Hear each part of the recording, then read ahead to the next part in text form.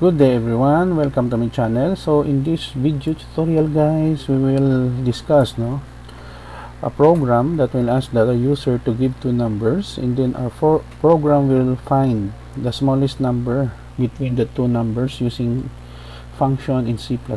Before we start, I would like to say thank you so much to all my viewers, silent viewers, and supporters in my channel. Thank you for watching my videos.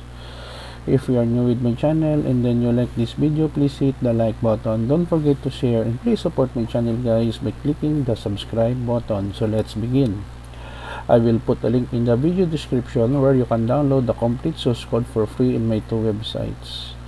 You may click also the notification bell so that you will notified with my newly uploaded video. Okay, so basically I'm using dev C++ in writing this program. It is free to download in the internet. So we have here line number 1 sharp include IOStream. This library file is very important in every C++ program. It allows us for input output using namespace std, and then from line number 5 up to 9 we create a function and smallest and of 2, and then we have two parameters val1 and val2. Using ternary operator in C++, in the return statement we have here the condition val1 less than val2. If it is true, the smallest is val1, or if it is false, the val2 will be the smallest. Int main, it is the starting point of every C++ program. So when we run our program in terminate, this is the first function that our compiler will search and execute. We have here the left curly bracket, and then we have two variables that has a data type of integer. When we say integer, it can only accept whole number, positive and negative, including 0.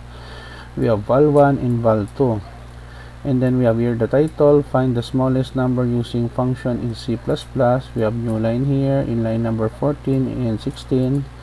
Line number 17 and 18, we are asking the user to give two numbers that will be stored in our variable val1 and val2, which has a data type of integer. Next, we declare another variable. This will be the third variable that we have, and smallest. So smallest will act as an assignment statement, and then equals, and then we call the function smallest of 2, and then we pass the two variable that we declared earlier that will accept two values, val1 and val2, calling the function smallest of 2 here on the top. And then we have here new line, and then we will display the smallest number between two numbers is using the function new line end of program, which informs the user that the program has been ended, new line, and then the right curly bracket to close the main function.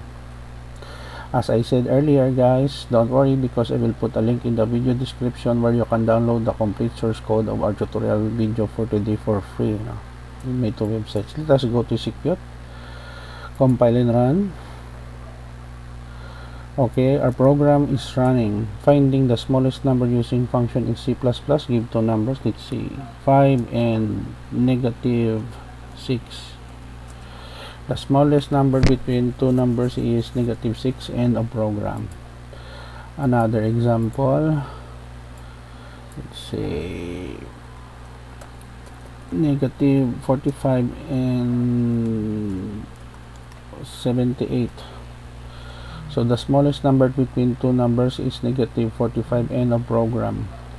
Okay guys, so this is the end of our tutorial video on finding the smallest number using a function in C++ programming language. I hope that you have learned something new in this tutorial video.